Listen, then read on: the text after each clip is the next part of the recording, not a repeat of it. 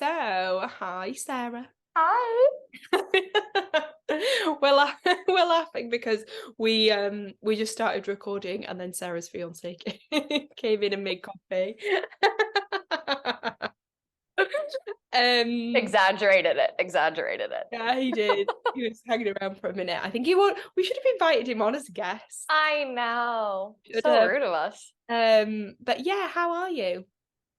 I'm good. I'm so happy to be here and to do this. And I think the what we're gonna do is gonna be so helpful for anyone listening. Like it's nice to hear, obviously, people talk about intuitive eating and specific topics, but I think when you hear someone like ask specific questions or give stories or examples of like what's happened in their life, and then you can hear a little bit of yourself in that question or take whatever response was given and like make it personal to you. And I just think it's super, I mean, I see it all the time in my group program, like it's super helpful for people to hear that. So I'm excited.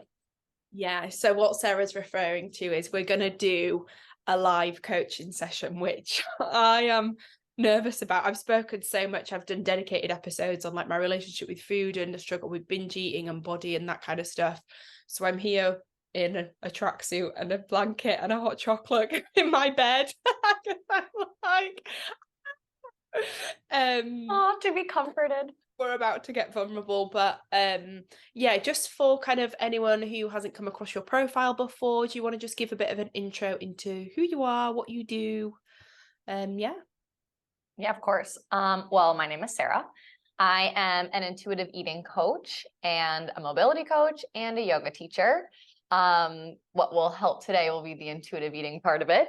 But essentially, I just have both on social, like a community and a space where we talk about diet myths and diet culture and breaking all these rules that we've been taught so that you're able to build a positive relationship with food and movement in your body, and just kind of like how that all filters and infiltrates your whole entire life, right? It's not so siloed, which diet culture makes it. It's like it's just about your food, and it's like no, it's actually just the way you live. Yeah. So we talk about a lot of stuff, and it's a big topic, right? Because you've been taught all these things your whole life. So we're reprogramming, we're breaking all these rules. So I just found it really helpful to, one, for my own relationship with food, but for people whose comments I respond to or questions I answer via video. It's just a really helpful space for people to be vulnerable and to share stories and to also comment on each other's comment. It's just like so wonderful for me to see and to create a community of people who are lifting each other up versus commenting on each other's bodies or tearing each other down or being like, I wish I looked like you. Like there's none of that like happens. It's this space of like, here's a problem that I'm having or an issue that I'm facing. And while I'll try to respond as best as I can, there's also other people that respond that are just like so, Yeah. I just get so happy when I see it. It just makes I love it. But Yeah. that's what I do. No, and I think it's really good, and we'll kind of kick off in a bit with like a live coaching session, which yeah, will be really interesting to see how that goes. Totally. What was your reason for becoming an intuitive eating coach? I've had, like, obviously we all have our own relationship with food, and I was never diagnosed with an eating disorder. I did have disordered eating habits that I viewed as healthy, right? I thought that that was how you were supposed to live. And so until it was brought to my attention that those things maybe weren't the healthiest or like promoting a positive relationship with me and my body, I was like, this is just how I'm supposed to live. I'm supposed to live in fear of food and always in control and skipping social events and logging everything that I eat. I Well, honestly, what really like pushed me into it was I started health coaching, and everyone was coming to me wanting to lose weight. And I was like, I don't know how to do that because I don't want to like make you restrict calories or avoid certain foods. So I was like, I don't know how to coach you with what you want. And so what I ended up coaching them on was like without even like really knowing what intuitive eating was. It was like building a positive relationship with food thinking about the things you want to do versus the things you want to cut away. And then when I was formally introduced to the intuitive eating book and the workbook and going through the intuitive eating counselor program, then it was like, like I had more words to put to it. And so it honestly, like, it came out of my own relationship with food, and movement, and like relationship to my own body, and hearing other people's, what they were coming to me for, and then also having like a social platform and talking about it, and then hearing like, oh, like this is something that we need to address, and that is like, it is a problem that we've been taught to view food this certain, like a specific way, and that's not, it's not actually true, or how it could be in a world where we all trust ourselves around food. We don't view food as good and bad, and all of that. So that's why I got here. It's such a tricky one to navigate, isn't it? Because I honestly don't have a friend who doesn't worry about food or their body, Totally. or the relationship between food and body and how it makes them feel. Yeah, it's concerning, isn't it? Yeah, and it's the thing that's tough is that when food is such a personal topic, and so people are really quick to get defensive about their own relationship with food, and they might not even call it a relationship. They might just say like how I eat or how I view food. And what I always like to like even just like share, tell people is that like nothing is wrong, right? Like it's also really easy as like an intuitive eater to be like, this is the right way, everyone should be doing this, like whatever. And it's like, yeah, in an ideal world, like everyone trusts their body, everyone moves in a way, and we're all like, weight loss has like gone to the back burner, and we're less concerned with what our body looks like and more interested in what it can do and how it lives and how it supports you. But there are just people who aren't ready to hear it, or aren't going to change, and like that is not on you to change that, which it's tough because of someone who like whose job is literally of service. It like, I just want to help everyone, and sometimes just like some people don't want to be helped, and not to say that like your friends or just like everyone's friends in general don't want to be helped, but we're surrounded by talk about food in a specific way, about our bodies in a like constantly like being negative about our bodies, worrying about gaining weight or worrying about losing weight. And so it's, as much as there is a huge wave of intuitive eating and people who live in all shapes and sizes and all different sizes of bodies speaking out, like it's incredible when you're in our bubble. When you're out of it, it's extremely loud still, the diet culture talk. Yeah. But like I said, it is a really personal thing. And so when you talk about intuitive eating, or like, oh, like this is what I'm learning, people are also like real quick to get defensive about it. And so even if you, and that's why I love the platform that I have, because we get to create a space for you actually can talk about it, right? You can ask your questions, you can share stuff, versus, you know, sometimes it's uncomfortable to talk to friends who are so worried about the way they look or food they're eating. And you're like, I don't want that as like a role model. I don't want to believe that stuff. So it is tough. It's tricky to navigate. And I'm glad that we're here to talk about it. Yeah, me too. It's a hard one. And I think, yeah, I could talk about this for hours and hours. Sure you can. Should we get right into it? Yeah, we can. I always start my one-on-one sessions, one with positives, because or wins, because I want you to start to train. A lot of the times when people come into one-on-one sessions with me, it's like a word vomit of all the things that have gone wrong. And so what I want you to start to train yourself in, and we do this in my group program too, of like, we always celebrate wins, is because this work is not something that you can see, right? Which is really tricky, and it's tough because we like to be validated by other people of like, oh, we can see how much work you're putting in and we can see how it's paying off. People can't see this work. They can't see that you're eating, that you're working through a forbidden food, or that you're listening to your hunger or fullness cues, or that you have more than food as a coping skill to deal with anxiety, right? Like people can't see that. So I love to start with positive. So, and I know I'm putting you on the spot, but welcome to coaching. There's no stress. So tell me if there's any, and it could be like the past week, past 2 weeks, whatever, any wins or any positives when you think about relationship with food, movement, your body, self-talk, anything. It could be anything. Yeah, do you want me to give you a bit of background on, I've done episodes about it, but I've struggled with, Yes, please. I've basically got two siblings who are, it might sound ridiculous, but it's just the reality of my upbringing. Mm-hmm. A lot smaller than me. We look very different. I'm really tall. I'm 5'8". I'm quite broad. I've always been a little bit chubby. I mean, I'm not now, and that's not a word I use, but I was Yeah. always like when I was younger. So I always struggled, and I always thought I was a lot bigger than what I actually was.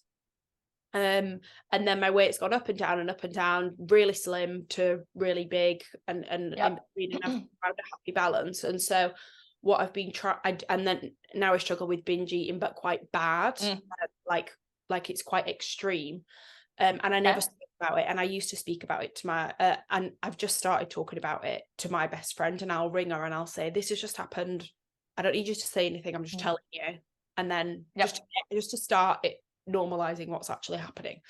So the past few weeks have been really good. So a positive is haven't binged for 2 weeks, which is massive for me because usually it's like a once a week thing. So that's a positive. How many do you want me to give you? Yeah. As many as you'd like.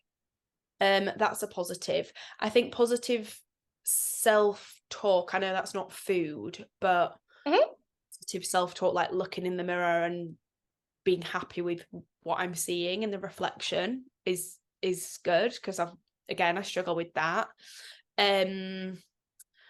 I haven't been restrictive in that I eat quite a healthy diet anyway, but because I enjoy eating a healthy diet, not because I'm restricted like burgers, pizzas and stuff. Yep.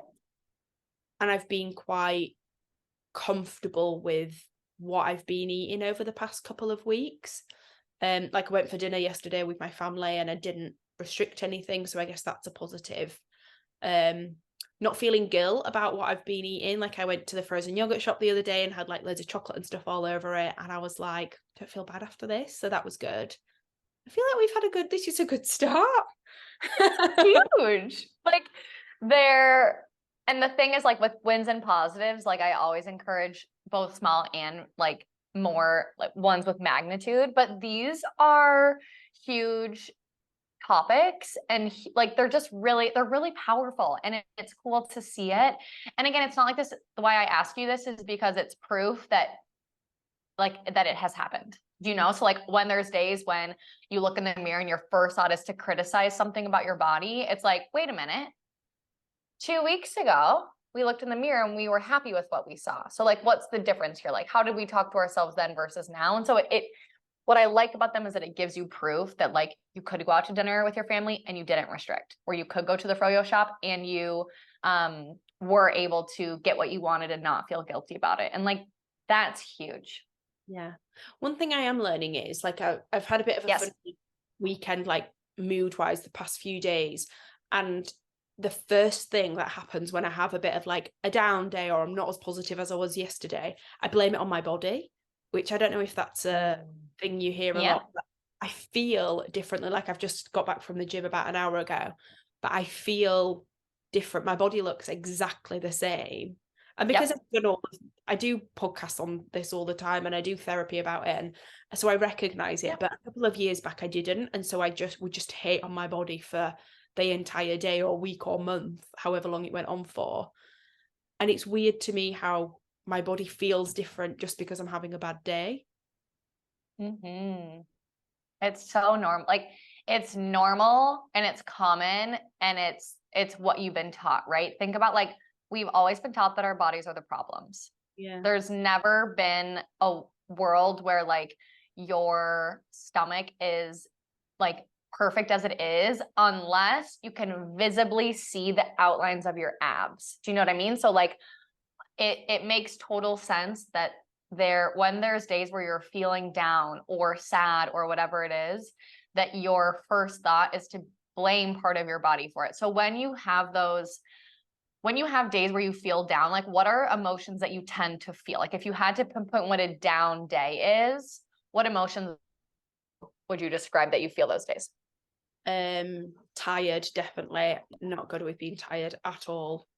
Insecure is a big one for me at the minute. I'm doing a lot of work on like self-confidence, and in specific areas, dating, I'm not confident at all, and it makes me feel quite insecure to be in a dating environment. Yeah. God, I'm being very open here considering this is going out. Anyway. Good. Yeah, tired, insecure, probably like not worthy, maybe. Imposter syndrome, overwhelmed. Yeah. Yeah. And when you like, do you have a specific day? Can you have like I'm just going to call it a down day, but I'm using quotes. Do you have one of those days in mind that you can recall? Oh, sorry, your Like Wi-Fi. specifically? That's okay. Do you have one of those down days that you can recall specifically? Yeah, I guess. Oh, last weekend was a good one actually. I actually had a spa day.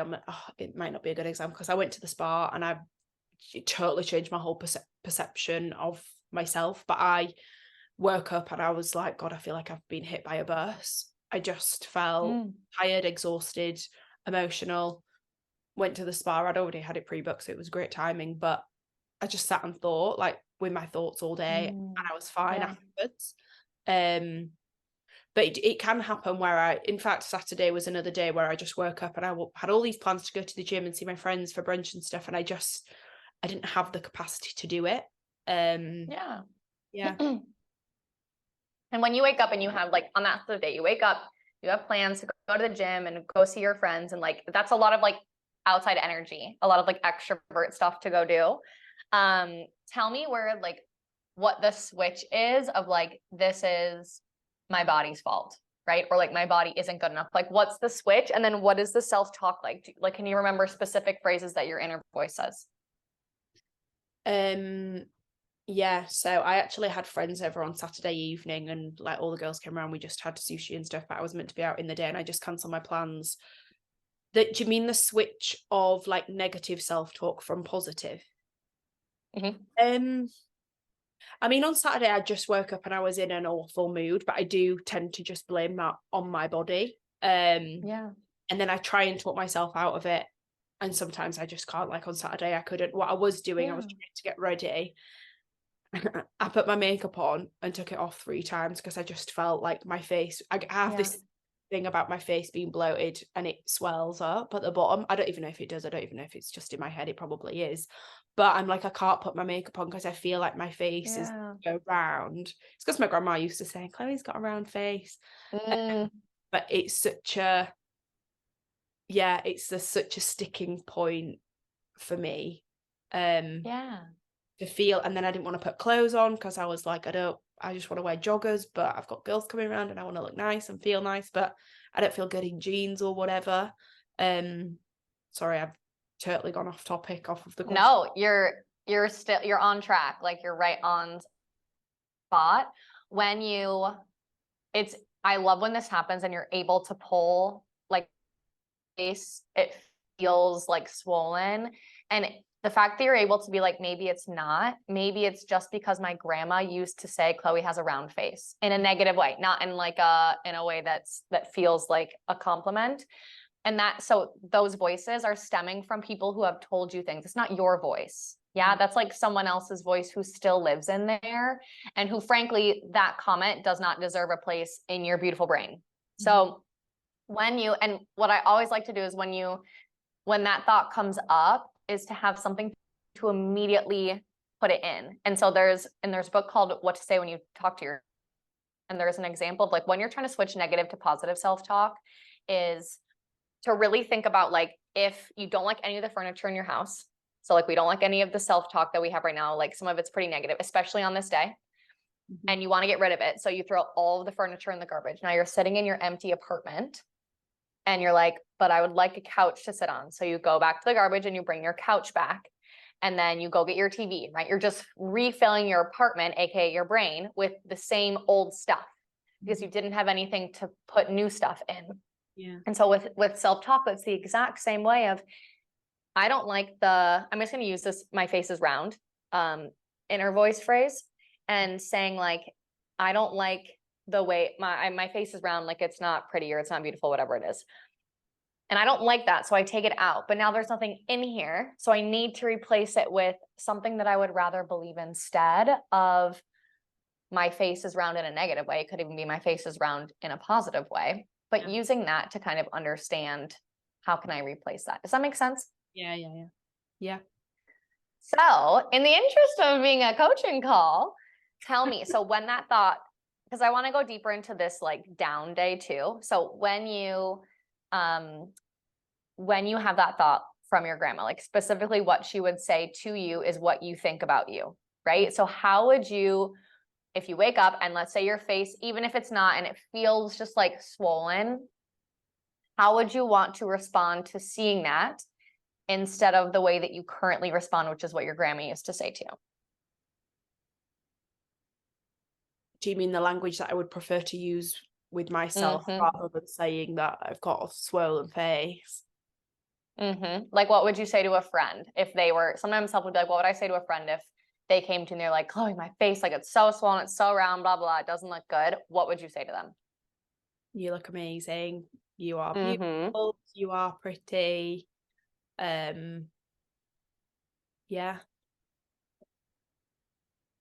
And then you can also use that for yourself too. And the thing is sometimes you're not always going to believe that right away. Yeah. And that's also okay. Yeah. But to continue to, you didn't also believe that having a round face was a negative thing, right? You heard it over and over and over again. And so hearing that like your face is beautiful and amazing, right? To hear all that stuff is like repeating it over and over again will be super helpful, just to be like, this I want to believe instead, even if I don't believe it right now. Yeah. So when you think about these down days, talk to me about like what else comes up in terms of thoughts of like, when you say blame it on your body, what is to blame and how is it your body's fault? How do I answer this? What is to blame? I think like personally, my body is something that's always been called out. Always. I was always really I've been this height, like no word of a lie. I've been this tall since I was like 12. So I've always been really tall and always been like really broad. And so I think the blame that I put on myself is because it's constantly what I've always been told about myself or always been differentiated by. I remember a guy on the, like, it used to happen at home and my brother and sister would like pick on me as you do, like kids fight, whatever. But I was on the school bus home and a boy said to me, why don't you look like your sister? And I was like, what do you mean? And he was like, well, why is your sister so hot and you're not? And I was like, oh, so other people, it's not just at home, like other people do. So I think it's just something I've always felt so insecure about, and maybe like when I felt bad about myself or like had a bad day, I'm like, why am I in this body? Like, why? And it's getting so much better. My relationship with it's so much better than it ever has been, but still have days that it's the first thing I blame. I hate, like the first thing I hate on. What was the second question? What do I blame and why is it your body's fault?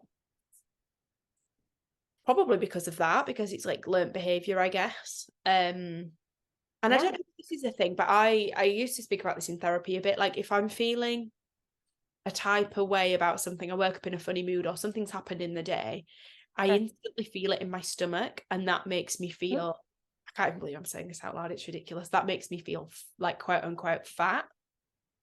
And then I carry this emotion in my stomach, and then it's almost as if I feel like I'm getting bigger. It's the maddest thing, isn't it, when you say this stuff out loud? But yeah. I'm glad you said it out loud. And it's not, sometimes when we say that stuff and you're like, it sounds logical in your brain, and then you say it out loud and you're like, wait a minute, like that is not true. And then even in that, right? Like in that way, your brain is telling you that, one, this emotion is taking up space, it's making you bigger. And that's bad, right? It's bad to be fat. It's bad to be bigger, which compared to if you're in a bigger body than your siblings, even if you're not like in a fat body, you've been told that being bigger is wrong or bad or not beautiful, right? And so there's a lot of this like deep child stuff that like that comes with us for a long time, which is very normal. Yeah. But it's cool to feel emotions in your body, right? You can feel. And so when we're like separately, when you talk about like understanding where hunger and fullness is, there's an exercise of like proprioception of just like, or interoception, just understanding like where emotions live in your body. And like when you feel thirsty, where do you feel it? When you feel anxious, do you feel the pit in your stomach? Like where does it live? And so instead of that being like a negative thing, to me, it's cool for you to be able to feel the emotion in your body and to be able to pinpoint it and be like, this is where it's affecting me. And like, what are the coping skills that I want to use to eventually work through it? And so when you think about it, and there's a lot of ways to cope with emotions, but just understanding like it's okay to feel those emotions in your body. It's not a bad thing.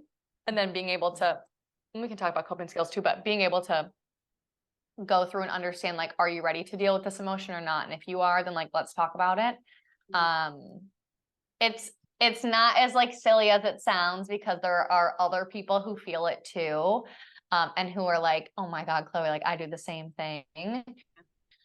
So I always say people are not alone, but it's like, it's hard when it just comes from me, but you're not. And so I'm glad you shared it, because it is really real.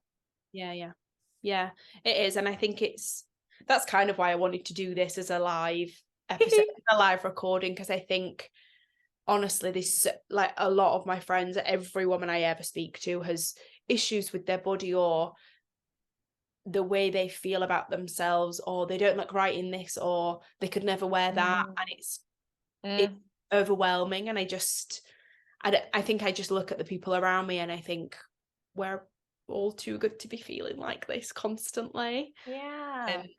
And that goes for like anyone and anybody, right? Like there's no room for that, even though that's what we've been taught.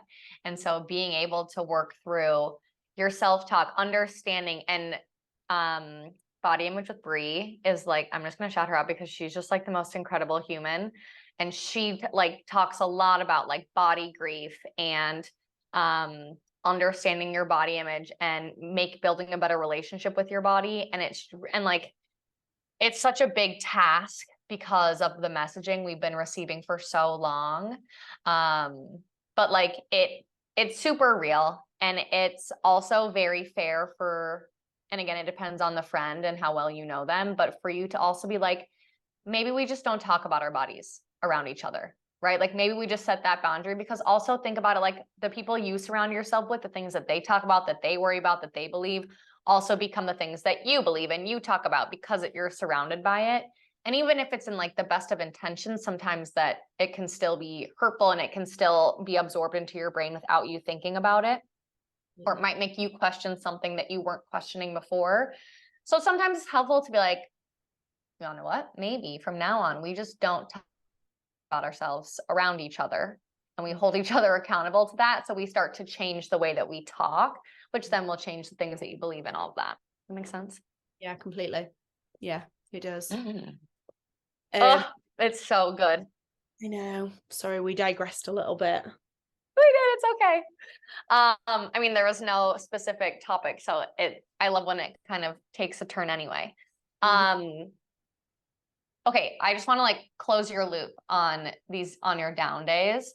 Tell me what the difference is between a down day and a day where you feel like you can look in the mirror and be happy with what you see. What's the difference or differences? Confidence is massive difference. Do you mean a difference in my mood and how I feel, or physical differences? Everything. Yeah, confidence, self-worth, the way I speak to myself, the way I even the way I go, not the way I go about my day. I get up and walk every morning, regardless of whether I feel good, bad, ugly, whatever. I always leave the house the second I wake up. And some rituals remain the same. If I want to meditate, I can do it on both days, so that's quite good that remains the same. But I think, like I said, I've been working on my confidence massively lately. Yes. That is something that kind of just drops if I wake up on a bad day. And if I'm on a good day, it's there, and I feel like I can almost take over the world. I've got a lot going on. I've got a great career. I've got this podcast, great friends. I live in the city, and I feel like I am at a really happy place in my life when it's a good day. And it's funny because when it's not a good day, you feel like you could be doing so much more, which is it's an interesting thing. Totally. And when you think about the days where, because it sounds like there's this like really high and like really low of the days, and like I'm sure there's days in between, but the days in between, and I think this is like it's a little like all or nothing, right? It's either the best day ever, or I have like a day that just kind of freaking sucks.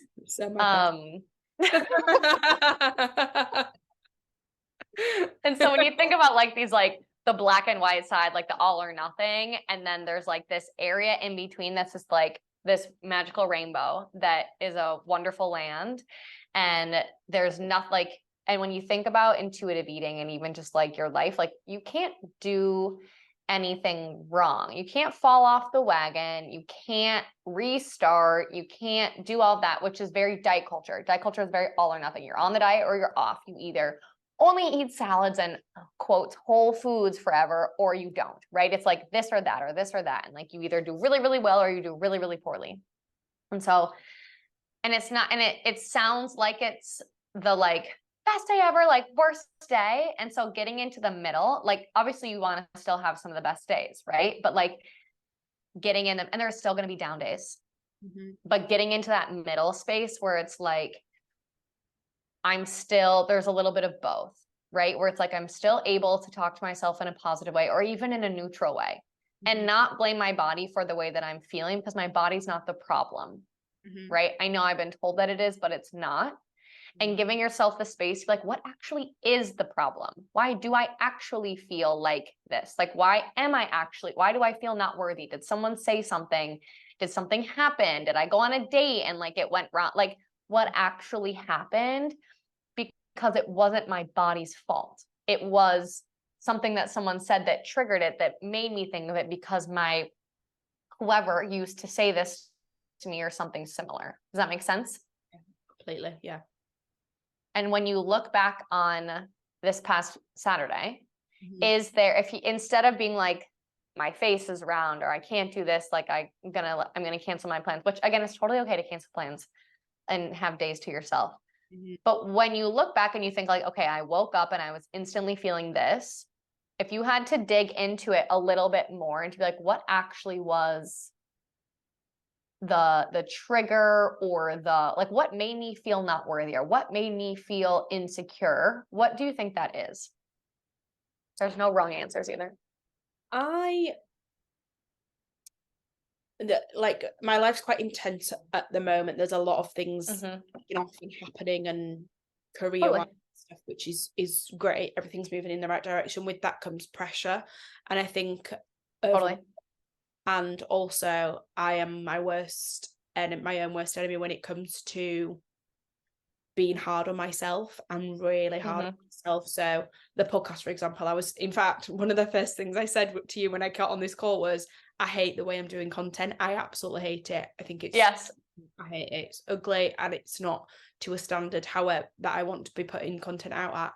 However, I don't have the time, and I'm not the most skilled person in content. So it's not like the audio for podcasts, for example, whiz it, I do it, I love it. I do it on a Saturday morning first thing every single week, and it no problem.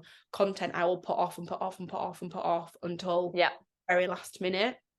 So I think balance is where I'm being hard on myself at the minute, because I don't feel like I have a lot of balance, and then negative self-talk starts coming in, and then the second that happens, my instinct is to eat, and this is where binge Mm-hmm. downward spiral for days and days and days, which I've managed to not do this time. So with progress, but yeah, that's what usually happens. Totally. And it's what's nice to know is that when you look back at this, especially even like this weekend or any examples recently, is that it's not your body's fault, right? Everything you just described to me seems like work is crazy. It's a lot of pressure. I'm hard on myself. I always want to do my best. There's things with the podcast that I put off or that I feel like I'm not good at. And so those things, like one of those things, let alone like 5 of those things on top of each other, like it's a lot. And all of those have nothing to do with your body. Mm-hmm. Right. Yeah. And then the negative self-talk comes in, whether it's like, you're not good enough, you can't do it, whatever, like your brain is telling you, then makes it your body's problem, because growing up, you were taught that your body is the problem. And those things that your inner voice is saying about work or about the podcast or whatever, maybe are things that you were told growing up about your body. Yeah. Yeah. Does that make sense? Yeah. So then that's why it's really easy to blame your body, because the stuff you're saying to yourself, being overwhelmed with work or whatever, is now your body's fault, because that's what you've been taught has always been the problem. Mm-hmm. When in reality, it's not. Yeah. So when you think, okay, first of all, like 2 weeks no binging is pretty freaking big, like huge. Yeah. Tell me what's been different the past 2 weeks with how you've been able to cope with emotions of overwhelm or insecure, imposter syndrome, or unworthy, right? All of those things. Tell me what's been different the past 2 weeks than the month before. I did an episode about it actually, and I spoke about it a little bit about confidence, and I was just not feeling my most confident self in some situations. So I decided to just switch off and not do certain things, not be on dating apps all the time, or not be on social media anymore. Rest. I'm very bad at like resting. I never stop and watch TV. I never watch a movie. I never do any of that. So I kind of decided to just put some little tweaks and amendments in place, like lifestyle changes. And it was probably about a month ago that I just wanted to just switch off. And I think it was probably the effects of that, just being a bit more positive and kinder to myself. And my mood has been really consistent, where you said I have high highs and low lows. I do, but my mood over the past couple of weeks has been really consistent, where I've not felt so low or so fed up or lonely or whatever that I want to eat as a fulfillment mechanism. So yeah, I've not felt the need or the urge to rely on food as a source to fill a gap that's currently. Yeah. Does that make sense? Totally. What do you think has been filling the gap, so to speak? Like, what do you think has been the thing that allows you, and maybe it's not one specific thing, maybe it's even a mindset, but like what has been for you the past couple of weeks filling the gap of that food might have filled before? Honestly, just liking myself a bit more and feeling confident in who I am. And what I did at the spa day that I referred to before, yes, I planned to do this whole journaling thing, and I didn't. I just sat and I thought, and I ended up just reflecting on where I was, like even when I was 15 to where I am now. Like who are the two people are so different, and I'm not one for inner child and all of that. I struggle. Sure. I struggle to connect with it. Not that I don't believe in it, but I just struggle to connect with it. And I don't know, I was just like, God, she would have been, this version of me, so she would have thought she was so cool. Like my lifestyle that I have, the friends that I hang out with, the job that I have, the people that I meet, sitting on this podcast talking to like massive names every week, like it's pretty boss. So I was just a bit like, I'm doing good, like, and just been proud of myself, I think, which I've honestly, sad to say out loud, I don't think I've ever felt like really proud of myself before. Yeah. That. And that, like, I just like cannot, one, I know that people may be able to see me, but like I cannot stop smiling because to hear you talk about yourself like that is so powerful, and hopefully like inspires other people to talk about themselves like that too. Like to think about, when was the last time you were proud of yourself? Yeah. Right. And it doesn't have to be proud, like I got promoted at work, or I had this big, like, proud of yourself, got out of bed, or that you made your bed, or that you cooked a meal, or that you went to the grocery store. Like I feel like pride has to be like these big things, and it's not. It can be these little things. It can, well, I mean, talking to yourself in a positive way isn't little, but like it can be things that seem smaller that really aren't. And it's cool to be able to look back, and even your inner child could be 15, right? If that's as far back as your brain allows you to go right now to like connect with it, like that's perfect. And like giving yourself the space to be like, you want to know what? Like I'm actually doing pretty okay. And that's huge. When you, and it's also cool to see the effects of like speaking kinder to yourself and being, and there's voices of an intuitive eater, and one of them is a nurturer, and being able, and I just think of like Mother Willow from Pocahontas, of like being able to like, although she wasn't the kindest, but being able to like nurture yourself and know that like it's going to be okay has such powerful effects. Because when you're talking about the past couple of weeks, so when you described to me a down day, you said tired, insecure, not worthy, imposter syndrome, insecure, overwhelmed, right? And those are days where you blame whatever's happening on your body. Self-talk is quite negative. What you're saying about the past couple of weeks without binging, it was a space where you were more confident. You spoke to yourself a little bit kinder. Like that would, like, those were the main, like really big, and correct me if I'm wrong, but like the really big changes, something that's, it's when I know it sounds really simple to say that out loud, but like something so simple, which is also really complex, can have profound changes without even having to address anything about food. It was like, oh, that could have been reasons why I didn't binge. Yeah, completely. And I think it's a hard one to get your head around, because also it's great to have a 2-week sprint of feeling like this, but then equally it's Totally. There's almost like a something in the back of your head, and I am playing devil's advocate a bit here because of what we're doing and we're recording this, but there's almost something in the back of my head at times where it's like, it's going to come again, and what do I do when it Totally. does? Do I do it? Because it's weird. This is a hard thing to say out loud, but it's Okay. when I'm eating, or like when I'm in a binge eating, I almost sit and say to myself, this is the happiest it makes me feel so happy to eat, and like to put this much food in my body. I don't know where I'm going with this, but it's a weird thing to comprehend. I don't know if I'm making any sense at all. You are. And when clients also talk to me about like, I don't know if I'm making sense, like everything you say makes sense. Yeah. Like you never have to question it. And it does. And it's like waiting for the other shoe to drop. Like, this is too good to be true. Something's going to happen. And like, we're just going to go back to the way life was. And like, so there's an exercise called pre-paving. And so it's like, thinking about, how do I want this thing to go? Like, I'm sitting here, but in the future, how do I want it to go?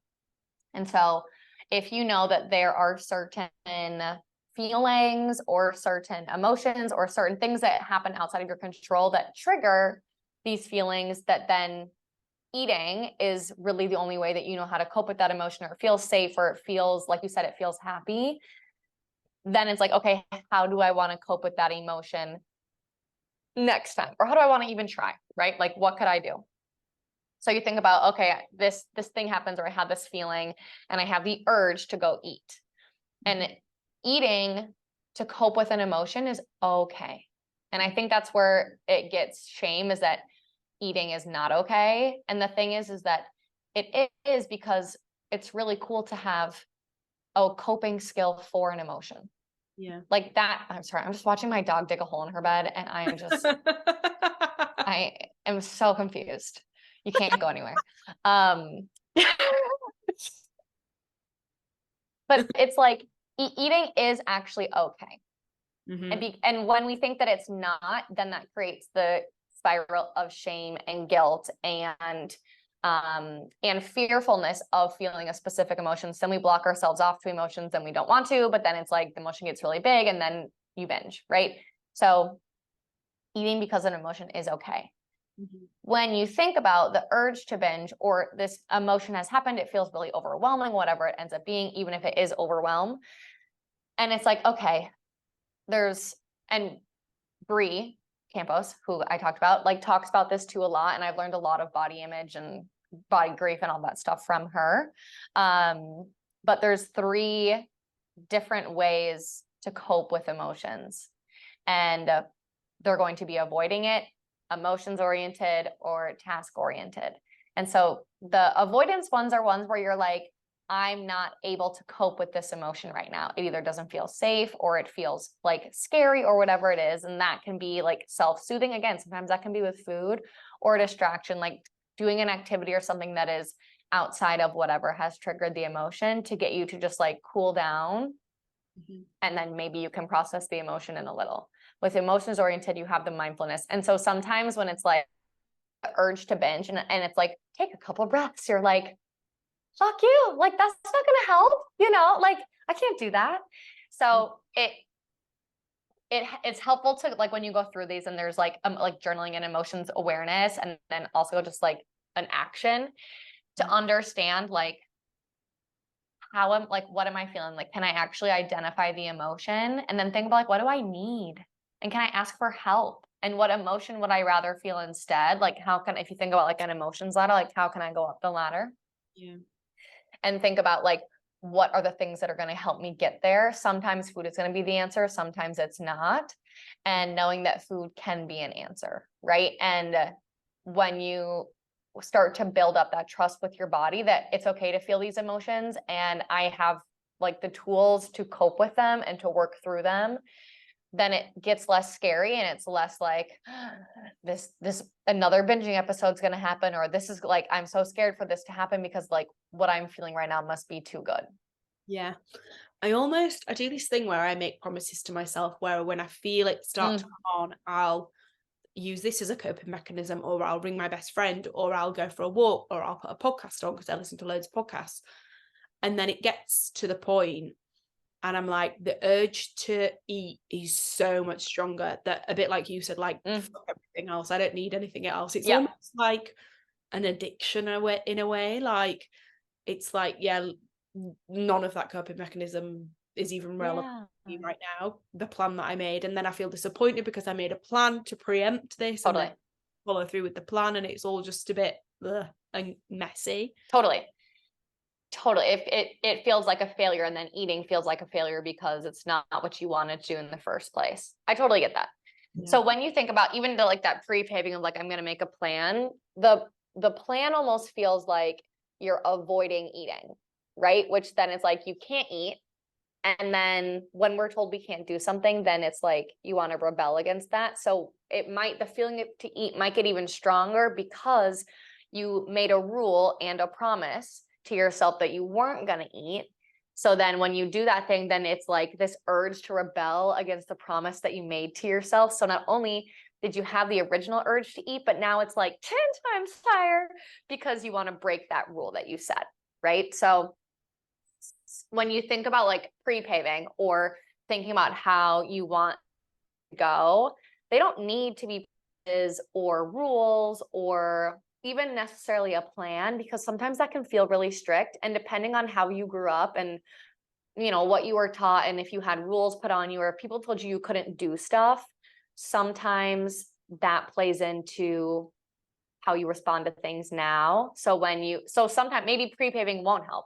Maybe learning about and like going through coping skills and like learning more will help you be like, okay, I'm not going to make any rules. It's okay to eat, but I want to go through, like, next time I know that I have a bunch of other ways in which I can cope with this emotion, And if it works, great. If not, then like also okay. And I can continue to work through it. So it's not like a big like fuck you to myself, because the only person that you rebel against is you, right? It's because you don't have parents watching your every single move like they used to, maybe. So sometimes when you make promises or plans, and it's like you're almost setting yourself up to then be disappointed to yourself, because it might not go the way that you want it to. And it's not something that you should never make goals or promises or plans, but to also have the mindset of like, if I make a promise or a plan, like what's the purpose of it? Is it going to be something that if it doesn't happen that I'm going to be okay with? Because then if not, then like maybe for now making a promise isn't as helpful as it might sound. Does that make sense? Yeah. Yeah, it does, because it's almost like it's harder to forgive yourself for two things than it is one. I don't know if that's right. Yep. Yeah, it makes total sense. Yeah.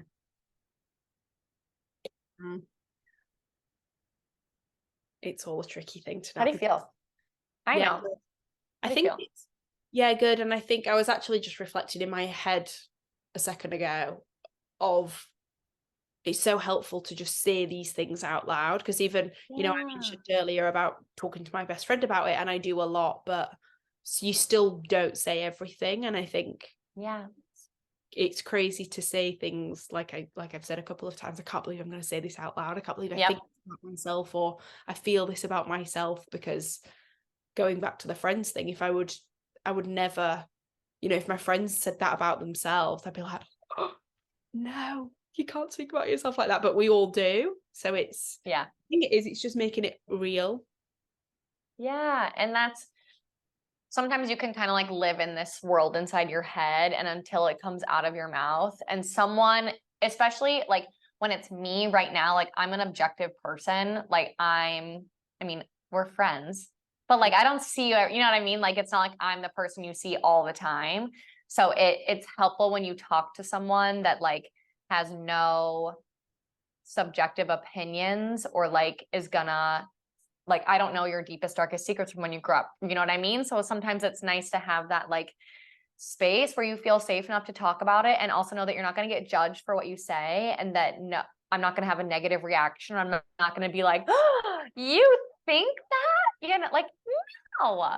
So sometimes it's helpful to just have that space, whether it's you and me or whether it's a group of us talking, that you get the like validation that you're okay. And like all my clients are always like, I have you in my head being like, you're okay. Like it's okay. I'm taught so often that you're not, and that like you're the problem. And it's like, no, you're gonna be okay. Like it's okay that you overate. It's okay that you ate something that you've been told is bad. It's okay that you didn't go to the gym today. You know, like we make such like, diet culture puts such like heavy, harsh rules on us that obviously don't need to be there. So it's good to be able to talk. And like the things that you said that you're like, oh my God, I can't believe I'm saying this out loud. Like people listening to this are going to be like, thank God she said that out loud. Because I've been thinking it in my head, and I needed someone to say it out loud. Yeah. And I think this is why, you know, we were chatting like on email before we started recording this, and we were both quite excited to do something like this and record it, because it just hopefully will open up a space for other people to, one, feel like they're normal, not alienate themselves so much, but like go and seek help, whether it's through a platform like yours, or you know, working with a coach yourself, or talking to friends about it, or whatever works for them. I think it's, again, like I said, I hear so many women just bad talking about themselves and their bodies, and it becomes an obsession, and it makes me feel sad. So hopefully like people listening have heard and taken some inspiration away from it, which is kind of the objective. So yeah, and thank you for offering a safe space. Of course, appreciate it. Of course. And like that's, I mean, I love to be able to be someone, space for you to just like feel free to talk about stuff, and for you to be like, oh shit, we're actually recording. Like, did I really want to say that? Like for you to sometimes forget that the recording light is on. and to just like freely speak and really just like be in your body and like try to understand what's going on, sometimes is really helpful. And like being like, when you say something and me not saying like, here's how you fix it. It's like, okay, here's a question for you. And you have like get to think about it and you get to understand where you want to go is also sometimes nice, because a lot of times we ask for advice and people just tell us what to do. And it's like, what if I like made you think about it? And what if I steered you in a direction to come to it on your own versus me telling you what to do? Do you know what I mean? Yeah. Yeah, it's a really interesting dialogue, isn't it? It's a really interesting process when you do it that way. Mm-hmm. Yeah. It is. And it's nice because then you have full autonomy. I'm not going to tell you how to live, right? Like I can teach you about intuitive eating and we can talk about it, but I'm not going to tell you like these are the foods like that, you know, I'm not going to tell you how to do anything, because it's your life and you should be the one that gets to decide what's important, how you spend your time, how you move your body, all that stuff. Like I'm never going to tell anyone how to live their life. I just will offer questions so that you can make the best choices for you.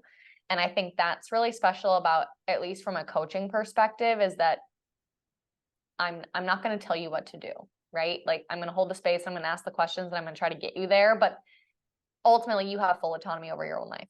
Mm-hmm. Yeah, completely. And I think the biggest thing for me is that, like when you were saying about what's been the difference the past 2 weeks, just to yourself is actually not hard when you're actively trying to do it. And it's fascinating how quick it just becomes your automatic when you are making an active effort.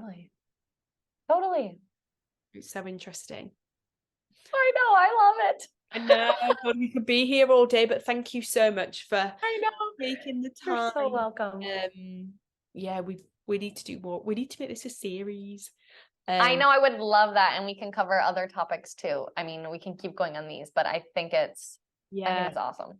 Yeah, we should. And I'll put all of your kind of links to your websites and your platforms and stuff in the notes. Perfect. So that you want to visit you, because I've definitely learned a lot. And actually, platforms like yours are a really helpful tool when you are in that mindset of I want to binge, or I don't want to eat, or I'm feeling this kind of way. Like it's a great go-to and an outlet to just let me seek some advice or let me feel like I'm in a safe space. So thank you for that as well, because it's personally helped me loads. Oh, I'm so glad. I'm glad it's like a space where you can go and just know that you're going to be held and it's going to be okay. Yeah, completely. But thank you, Sarah. You're so welcome.